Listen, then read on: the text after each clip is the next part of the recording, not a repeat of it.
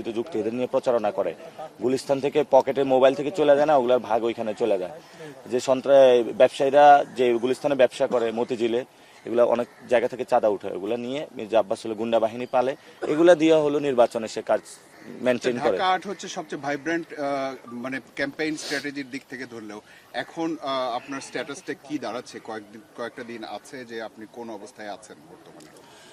আমি ভোটারদের কাছে যাচ্ছি, আমি তো বলতে পারবো না যে আমি ইলেকশনে জয়ী হব, এটা মির্জা আব্বাসও বলতে পারবেন না উনি ইলেকশনে জয়ী হবে, যদিও উনি মাঝে মধ্যে বলার চেষ্টা করেন।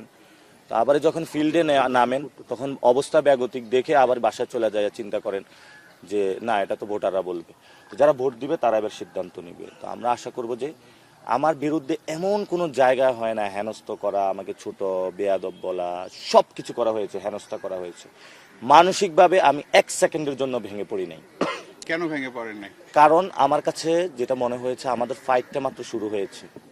সংসদে গেলেও ফাইট হবে, বাইরে থাকলেও ফাইট হবে। বাংলাদেশ থেকে সন্ত্রাস, চাঁদাবাজ, দুর্নীতিবাজ ইনশাল্লাহ আমরা তাদেরকে বিদায় করব। মাত্র তো যুদ্ধটা শুরু হলো, যুদ্ধের শুরুতে যদি মানসিক চাপে পড়ে তাহলে তো কৌশলগত অবস্থান আপনার। এটা আমার রাজনৈতিক অবস্থান। কারণ চাঁদাবাজদের দমন না করলে গত 1 বছর যে নির্যাতন হয়েছিল, বাংলাদেশের ব্যবসা বাণিজ্যের উন্নতি হবে না। ব্যবসা বাণিজ্যের উন্নতি না হলে মানুষের চাকরি হবে না, চাকরি না হলে মানুষের কর্মসংস্থান হবে না, পেটে ভাত থাকবে না। সবাই দেখছিল যে মির্জা আব্বাসের সাথে একটা কনফ্রন্টেশন, ভার্বাল একটা স্টেটমেন্টের বিষয় আছে। আপনি শেষ পর্যন্ত তারেক রহমান মির্জা আব্বাসে যদি আসনে না দাঁড়ায় তো আমি তারপরেও হলো ওনার এগুলা নিয়ে বলতাম। উনি তো ঢাকার একটা গ্যাংস্টার, আপনিও তো জানেন। দুনিয়ার সব ঢাকাতে আকাম কুকাম করে বেড়ায়, সন্ত্রাসী কাজ করে বেড়ায়। ওনার কারণে তো শাপলা চত্বরে এত ভাই শহীদ হলো। উনি যদি ওই দিন অ্যাটেন্ড করতো তাহলে তো এই ধরনের ঘটনা ঘটতো না। একটা কথা যে তারেক রহমান কাগুজে বাগ, এটা অনেক স্প্রেড করেছে। তারেক রহমান তো আসলে কাগুজে বাগ। আপনারা কি মনে করেন তারেক রহমান অনেক কিছু? উনি কেন গণ অভ্যুত্থানের পরে দেশে আসলো না? উনি কার সাথে চুক্তি করে এসেছে? জনগণের সামনে ক্লিয়ার করুক। ওনাকে কে অধিকার দিচ্ছে আওয়ামী লীগের লোকদেরকে পুনর্বাসন করার জন্য? আওয়ামী লীগের যে সজীব ওয়াজেদ জয়, সে রাজনীতি করবে না করবে এটা জনগণ সিদ্ধান্ত নিবে, তাকে কে সিদ্ধান্ত নিতে বলেছে? আচ্ছা, আমার লাস্ট কোশ্চেন সেটা হচ্ছে যে তার ব্যাপারে আপনার কনফিডেন্সের জায়গাটা কোথায়? যদি জনগণ সিদ্ধান্ত নেয় তাহলে তো সমস্যা নাই। এমন অবস্থায় লেভেল প্লেইং ফিল্ড কেমন দেখছেন? আর এই লেভেল প্লেইং ফিল্ডে নাই, এটা হলো বিএনপি ফিল্ড। আমরা বিএনপি ফিল্ডে খেলতেছি, কতক্ষণ অ্যাটাক হই, মারা পড়ি, আবার উঠি, আবারই দাঁড়াই, কিন্তু তাদের সাথে আমরা যুদ্ধ থামাবো না। কেন? এটা অসম যুদ্ধ।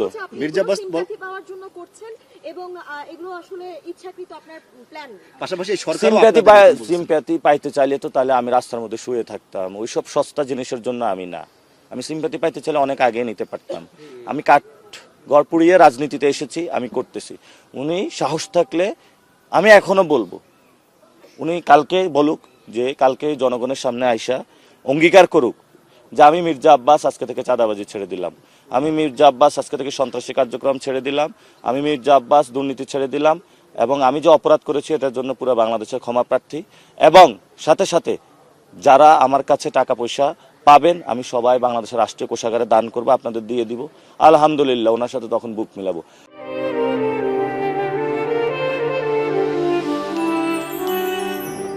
সন্ত্রাস থাকাকালীন, চাঁদাবাজ থাকাকালীন কোনো কম্প্রোমাইজ হবে না।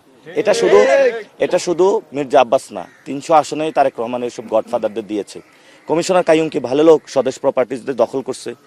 এই যে সাদেক হোসেনের খোকা, কালকে এক মহিলা আমার কাছে এসে কান্না করতেছে, 7 জন টিচারকে হলো স্কুল থেকে তারা বের করে দিয়েছে। এই যে খোকা পুত্র জমিদার, এই যে কি যেন ওনার নাম, ইশরাক, বেয়াদব একটা ইশরাক। এই যে তারা বেয়াদবিগুলো মানুষের সাথে করতেছে। এই যে রবিউল খুনের মামলার আসামি, চারিদিকে তাকায়া দেখি সন্ত্রাস আর সন্ত্রাসে পড়া, কোন জায়গা যায় আইসা পড়ছি।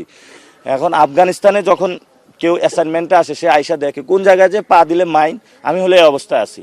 শাহজাহানপুরের দিকে যায়, ওইখানে একটা মাইন, ওই মাইন আমার হলো ডিফিউজ করতে হইতেছে।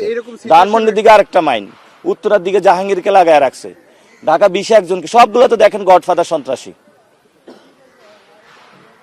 বলছে উনি প্ল্যান করে আসছে। কি প্ল্যান?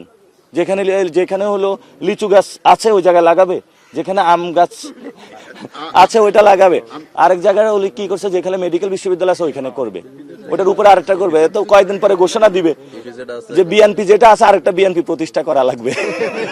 সেক্ষেত্রে এই কনফ্রন্টেশনের কারণে জনগণের জন্য কি করতে চাচ্ছেন সেটাই তো সামনে আসছে। সেটা এখন বলবো, তাহলে একটু প্রচার করেন। বলেন। আমি তো বলি প্রচার করে না। সেটা হলো আমরা 8 দফা ইশতেহার দিয়েছিলাম। আমরা প্রথম দফা রেখেছিলাম শহীদ ওসমান হাদি ভাইয়ের হত্যাকাণ্ডের বিচার।